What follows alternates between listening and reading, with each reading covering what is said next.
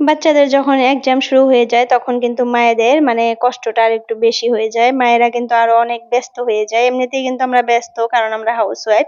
তারপরে যখন দেখা যায় যে বাচ্চাদের এক্সাম স্টার্ট হয়ে যায় তখন কিন্তু আরো এত পরিমাণে আমরা ব্যস্ত হয়ে যাই কোনো কাজেই মনে হয় আর মানে মন টেকে না, মন বসে না। মনে হয় বাচ্চাকে ভালো করে পড়িয়ে ওকে মানে খালি ওর মানে ওর দিকেই খালি ধ্যানটা থাকে এরকম। তো আমার ক্ষেত্রে কিন্তু এরকম হয় আর কোনো কাজ করতে ইচ্ছা করে না। মনে হয় ওকে ভালো করে পড়ে ওকে একদম মানে রেডি-সেডি করে একদম পড়াশোনা একদম ক্লিয়ার করে ওকে স্কুলে পাঠিয়ে দেই এরকমটা লাগে খালি।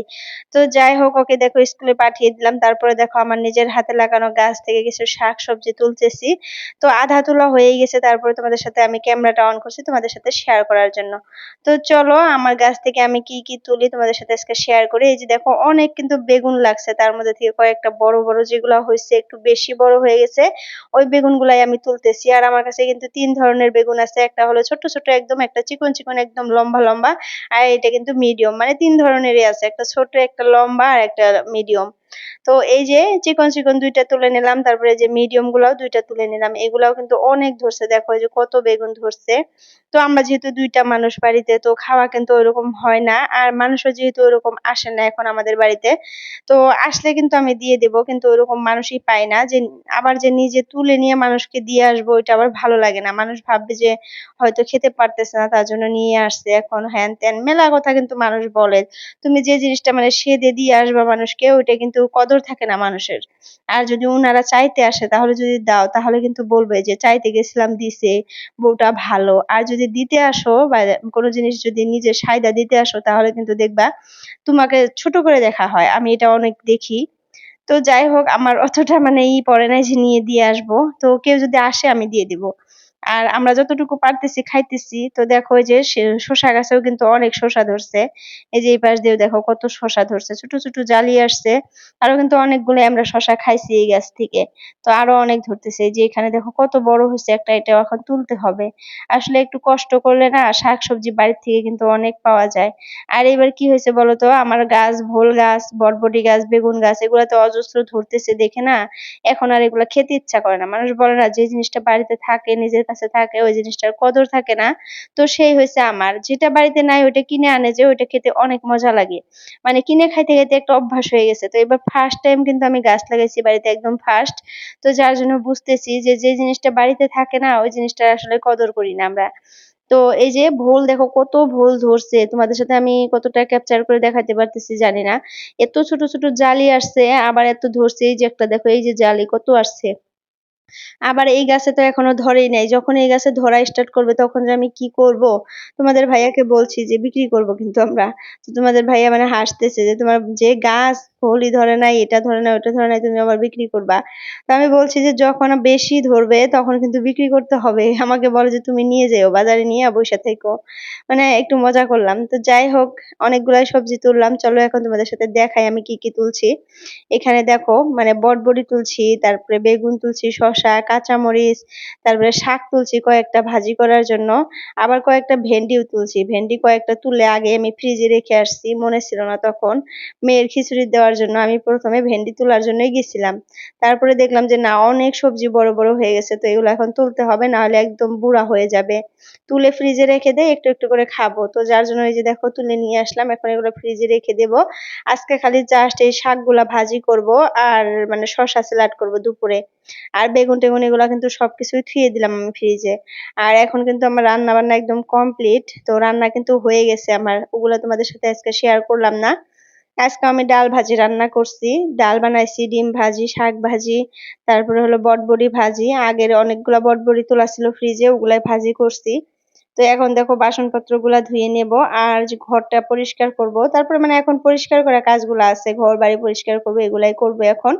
তো বাসন ধুইতে ধুইতে আপুদের কাছে একটা রিকোয়েস্ট করি যদি কেউ নতুন আছো আমার চ্যানেলটাতে আর এখন পর্যন্ত আমার ভিডিওটা দেখতেছো তাহলে তোমাকে অসংখ্য ধন্যবাদ।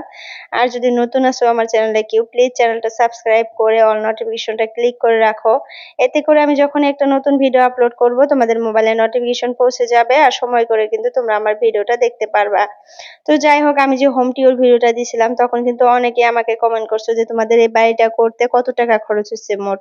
তো আমি কিন্তু কমেন্ট কমেন্ট সেকশনে আর কি তখনই রিপ্লাই করছি। তারপরে ভাবলাম যে না, ভিডিওতে কোশ্চেনগুলোর অ্যান্সার গুলো দেওয়া আমার দরকার, যেহেতু অনেকেই জানতে চাইছে। তো কয়েকজন আপু আর কি জিজ্ঞাসা করছিল, নামগুলো আমার মনে নাই, মির্জুফা, ইয়াসমিন হয়তো একটা ছিল। তো যাই হোক, আমাদের এই বাড়িটা করতে একদম এ টু জেড খরচ গেছে প্রায় 21 লাখ টাকার মতো। মানে সবকিছু এভরিথিং, আমি কিন্তু বলি নাই যে জাস্ট এটা এটা করতে। মানে আমাদের একদম বাড়িটা করা শুরুর থেকে এখন পর্যন্ত প্রায় 21 লাখ টাকার মতো গেছে। তো আরো কিন্তু অনেক টাকাই যাবে, আরো অনেক কাজই বাকি আছে। তো করতে হবে, একটু একটু করে করব। তো এখন পর্যন্ত তোমরা শুনতে চাইছিলা, তার জন্য কিন্তু বললাম। আর একটা আপু বলছিলা যে আমারও বাড়ি করব, তার জন্য মানে জিজ্ঞাসা করছিলা যে আইডিয়া নিবা হয়তো যে কত টাকা পড়ে। তো এখন যেহেতু জিনিসের অনেক দাম, মূল্য বৃদ্ধি, তো তোমরা তো জানোই জিনিসের কি পরিমাণের দাম। আর বেশিরভাগ টাকা যায় মিস্ত্রি খরচে, এটা তোমরা ভালো করে বুঝতে পারবা যদি বাড়ি ঘর করো। মানে বেশি টাকা যাবে মিস্ত্রিরা নিবে, ঠিকাদার বলো মিস্ত্রি বলো, তারাই কিন্তু বেশি টাকা নিয়ে নেয়। অর্ধেক টাকা তারা নেয় আর জিনিসে যায় অর্ধেক টাকা, এরকম। তো যাই হোক, দেখো, মানে তোমাদের সাথে কথা বলতে বলতে আমার রান্নাঘরটাও কিন্তু পরিষ্কার করা হয়েই গেল। আর রান্না বান্না করার সাথে সাথেই কিন্তু আমি এইভাবে প্রত্যেকটা দিন পরিষ্কার করি, যার জন্য কিন্তু আমার রান্নাঘরটা একদম চিকচিকা চিকচিকা, কোনো পোকা মাকড় কোনো কিছুই নাই। আর কাশটা, একটা যে তেল কাশটা ভাব থাকবে ওইটাও কিন্তু নাই। আমি প্রত্যেক দিন কিন্তু রান্নার শেষে এই ভিম বার দিয়ে খুব সুন্দর করে সবকিছু ঘষে ঘষে মুছে নেই। একটু কষ্ট হয়, তারপরেও করি। আর একদিন যদি না করি তাহলে ভালো লাগে না, কারণ প্রত্যেকটা দিন করে অভ্যাস হয়ে গেছে। একদিন যদি না করি তাহলে মনে হয় কি আজকে হয়তো পরিষ্কার হলো না, বা নোংরা আছে, এখানে নোংরা আছে ওইখানে নোংরা আছে, এরকম লাগে। তো আর একটা কমেন্ট হলো, তাফুরা সিদ্দিকা আইডি থেকে বলছে আপু যে আমি যে ভাসুরের বাড়িটা মানে হোম টিউর দিছিলাম, তো আমার ভাসুরের বাড়িতে না মানে ড্রয়িং রুমে একটা খাট ছিল, পালেং ছিল সোফার সাথে। তো ওই পালেংটার প্রাইস কত ওইটা জানতে চাইছিল। আসলে ওই পালেংটা প্রায় আজকা দিয়ে 14 বছর আগেকার, 14 না 12 13 বছর আগেকার। তো তখন কত টাকা নিছিল ঠিক বলতে পারতেছে না আমার যা আর কি। আর যেহেতু বিয়েতে দিছিল, তার বাবা দিছিল আর কি, আমাদের তাওই সাহেব দিছিল। তো যার জন্য কিন্তু আসলে মনে নাই। তো এখন হয়তো এরকম পালেং বানাইতে গেলে তাও 30,000 টাকার মতো নিবে এখন। এখন যদি বানাইতে যাও সেগুন কাঠ দিয়ে, তো এরকম পড়বে। তো তখন হয়তো 20,000 টাকা এরকম নিছিল হয়তো। তো যাই হোক, তোমাদের কোশ্চেনের অ্যান্সার গুলা দেওয়ার চেষ্টা করতেছি আমি। অনেক কোশ্চেন আরো আছে, অনেক আপুরাই করছো। তো একটা একটা করে কোশ্চেনের অ্যান্সার গুলা দিব। আর তোমরা সবাই আমার ভিডিও গুলা দেখো, লাইক কমেন্ট করো, এতে করে কিন্তু আমার অনেক ভালো লাগে। তোমাদেরকে অসংখ্য ধন্যবাদ। তো যাই হোক, দেখো আমি রান্নাঘরটা পরিষ্কার করে তারপরে চলে এসেছিলাম আর কি বেডরুমে। চলে এসে তারপরে প্রথমে আমি বিছানাটা গুছিয়ে নিলাম, আর মানে চাদরটা কিন্তু কালকাই চেঞ্জ করে নিছি, আমি চেঞ্জ করে মেশিনে দিয়ে দিছি। আর আজকে দেখো এই যে ধোয়া চাদর, একটা ক্লিন চাদর, মানে এটাই পেরে নিছিলাম রাত্রেই আর কি পাড়া ছিল, তারপরে এখন দেখাই দিলাম আর কি। আর রাত্রে মানে ঘুমানোর আগে আগে আমি চেঞ্জ করে নিছিলাম। তো এই যে বিছানাটা পরিষ্কার করা শেষ। আর আমার বেডরুমে কিন্তু জাস্ট এই বিছানাটাই খালি অপরিষ্কার হয়, আর কিছুই অপরিষ্কার হয় না, সবকিছুই পরিষ্কারই থাকে। আর আমার মেয়েটা ছেলেটা দুজনেই আলহামদুলিল্লাহ অনেক পরিষ্কার পরিচ্ছন্ন। আর দেখে দেখে হয়তো শিখে, আমি যেরকম করে থাকি ওরকম করে দেখতেছে আর শিখতেছে। আর মেয়েটা কতদিন ওরকম ছিল, মানে এলোমেলো করতো, কিন্তু এখন ওরকমটা করে না, এখন একটু মানে ভদ্র হয়ে গেছে। যেহেতু বড় হইতেছে মানে বুঝতেছে, তো এখন ও আমাকে অনুকরণ করে। আমি যেভাবে পরিষ্কার করে রাখার চেষ্টা করি ও রাখে, কিন্তু ওর না একটু জিদ বেশি, রাগ বেশি আমার মেয়েটার। তো মাঝে মধ্যে যখন রাগ উঠে যায়, জিদ বেশি হয়ে যায়, তখন এরকম কাজগুলা করে, মানে এলোমেলো করে। তো যাই হোক, আমার ঘরটর পরিষ্কার করা শেষ, কিন্তু এখন আমি ঘরটা ঝাড়ু দিব, ঝাড়ু দিয়ে আজকে মুছে নেবো। আমি কিন্তু প্রত্যেকটা দিন আপুরা ঘর মুছি, একদিনও বাদ দেই না। আর একদিন যদি হঠাৎ বাদ দেই আমার একদমই ভালো লাগবে না। আমি গোসল করার আগে হলেও ঘরটা মুছে নেব, মানে খুঁতখুঁতে একটা ভাব থাকে না, ওই ভাবটা আমার মধ্যে আছে। আর তোমাদের ভাইয়া তো আমাকে বলে, আমার এটা বলে ব্যামার হয়ে গেছে, আমার বলে ঘর বাড়ি পরিষ্কার করে রাখার একটা ব্যামার হয়েছে, এটা না করলে বলে আমার ভালো লাগবে না, আমার বলে মিনিয়া ব্যামার হয়েছে, এরকম করে বলে।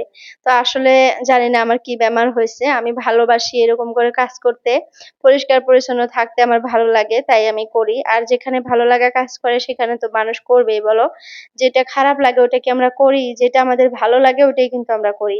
তো যাই হোক, এই কাজগুলো আমার ভালো লাগে, আমি ভালোবেসেই এই কাজগুলা করি, বিরক্ত ফিল করি না, আমার কাছে ভালো লাগে তাই করি। হ্যাঁ, মাঝে মধ্যে আমার একটু কষ্ট হয়, একটু কষ্ট হয় যে এগুলা পরিষ্কার আজকে করবো না, বা এরকম একটা মনে হয়, মনে একটা ভাব আসে যে থাক আজকে করবো না, ভালো লাগে না। মাঝে মধ্যে মানে হঠাৎই কিন্তু আমি করি না, যেদিন আমার একদমই মন চলে না ওই দিন কিন্তু আমি করি না। এরকম না যে আমার মানে শরীর সুস্থ আছে করতেছি না, এরকম না। আমার শরীর সুস্থ থাকলে আমি করি। যেদিনকে আমার মন ভালো থাকে না, শরীরটা একটু অসুস্থ, অসুস্থ লাগে, ওইদিন কিন্তু আমি করি না। আর যেহেতু নিজের একটা বাড়ি, তো আমার বাড়ি আমি কিভাবে থাকবো সম্পূর্ণটাই কিন্তু আমার উপরে ডিপেন্ড করে। কেউ কিছু বলে না। তোমাদের ভাইয়া তো এরকম করেও বলে যে উঠান একদিন ঝাড়ু দিবা আরেকদিন দিবা না। কিন্তু এটা তো আর হয় না। বাসি উঠান প্রত্যেকদিন ঝাড়ু দিতে হয়। আগের দিনে আরকি বুড়িরা বলতো যে বাসি উঠান সকালে ঘুম থেকে উঠেই বলে ঝাড়ু দিতে হয়। তাও তো আমরা দিতে পারি না। তো যাই হোক আমার ফুলের গাছগুলো তোমাদের সাথে শেয়ার করলাম। কত সুন্দর করে ফুল ফুটছে। দেখে একদম মনটা ভরে যায়। এই ফুল গাছগুলো লাগাইছিলাম এই দিনটা দেখার জন্যই কিন্তু আমি। যে সকালে কোনো একটা দিন সকালে ঘুম থেকে উঠে দেখবো এত সুন্দর ফুল ফুটে আছে তারপরে মানসিক একটা যে মানে মনটা এত সুন্দর হয়ে যাবে। তো ঐরকমই কিন্তু লাগে আমার। ঘুম থেকে উঠে যখন আমি এই ফুল গাছগুলা দেখি আর প্রত্যেকদিন ৯ টার ওইদিকে এই ফুলগুলা ফুটে। এত সুন্দর দেখা যায়, এত পরিমাণে সুন্দর লাগে একদম কালারফুল। ২-৩ রকমের কালার আছে। পিঙ্ক কালার তারপরে হালকা পিঙ্ক কালার, ইয়েলো কালার। তো দেখতে খুব সুন্দর দেখা যায়। আবার গোলাপ ফুলেও কিন্তু গোলাপ ফুল ফুটছে। তো যাই হোক দেখো কতগুলা কাপড় শুকিয়ে দিছিলাম। কালকা মেশিনে কাপড় আমি ২ বার করে দিছি। অনেকগুলা কাপড় জমা হয়েছিল। একদিন কারেন্ট ছিল না যে তোমরা এর আগে একদিন ব্লগ দেখলা যে আমার কারেন্ট নাই। আমি হাতে কাপড় কাচতেছি। তো সেই দিন কিন্তু অনেকগুলা কাপড় জমা হয়ে গেছিল। আমি রাতে ২ বার করে দিয়ে রাখছিলাম। তো যাই হোক আপুরা আজকের জন্য আমি ভিডিওটা এতটুকুই রাখলাম। সবার সুস্বাস্থ্য কামনা করে আজকের জন্য বিদায় নিলাম। বাই বাই, আল্লাহ হাফিজ।